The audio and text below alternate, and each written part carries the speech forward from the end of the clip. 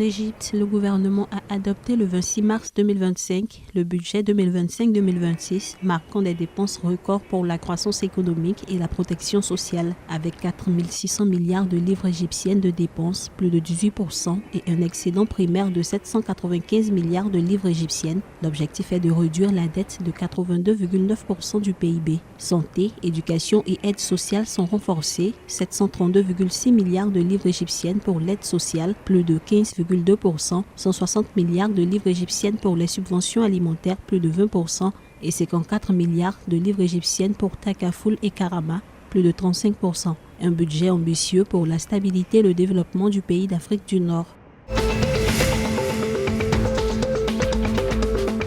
Le 26 mars 2025, le conseil d'administration de la Banque centrale de Tunisie, BCT, a annoncé une réduction de son taux d'intérêt directeur de 50 points de base à 7,5%. Cette décision vise à soutenir la croissance tout en maintenant la stabilité des prix et entre en vigueur le 27 mars 2025. Le rendement minimum de l'épargne a également été abaissé à 6,5%. Cette décision intervient dans un contexte économique marqué par une croissance de 2,4% au dernier trimestre 2024, mais aussi par un déficit du compte courant de 0,9% du PIB.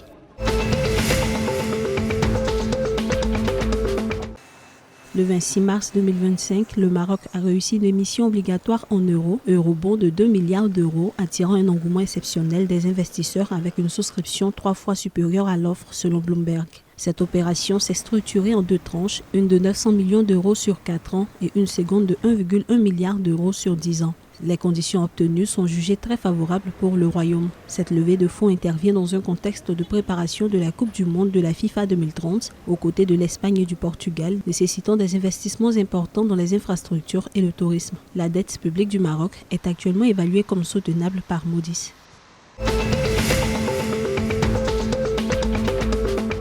Le rapatriement volontaire des migrants nigériens depuis la Libye est à l'arrêt pour 10 mois, selon Abdulaziz Loulé Harou, chargé d'affaires du Niger en Libye. Cette suspension persiste malgré les efforts conjoints de l'Agence libyenne de lutte contre l'immigration illégale et des Nations Unies pour faciliter les retours. La situation a été abordée lors d'une rencontre entre Harou et le ministre libyen du Travail, Ali Al-Abed, qui a évoqué l'importance d'une meilleure réglementation des travailleurs étrangers et des démarches administratives. La suspension des rapatriements est liée à des restrictions sur les routes terrestres et des retards de la délivrance des visas de sortie, mais une reprise est envisagée dès que ces obstacles seront levés. La Fédération algérienne de football a appelé à une mobilisation collective pour éradiquer la violence dans les stades. Lors de sa réunion le 26 mars 2025 au Centre technique national de Sidi Moussa, elle a averti les clubs que des sanctions sévères seraient prises contre les responsables de tels actes. La FAF a également lancé un appel à tous les acteurs du football, y compris les dirigeants, les comités de supporters et les médias, pour participer à l'initiative visant à préserver l'esprit du sport. Elle a salué les efforts des forces de l'ordre et de la protection civile pour garantir le bon déroulement des matchs.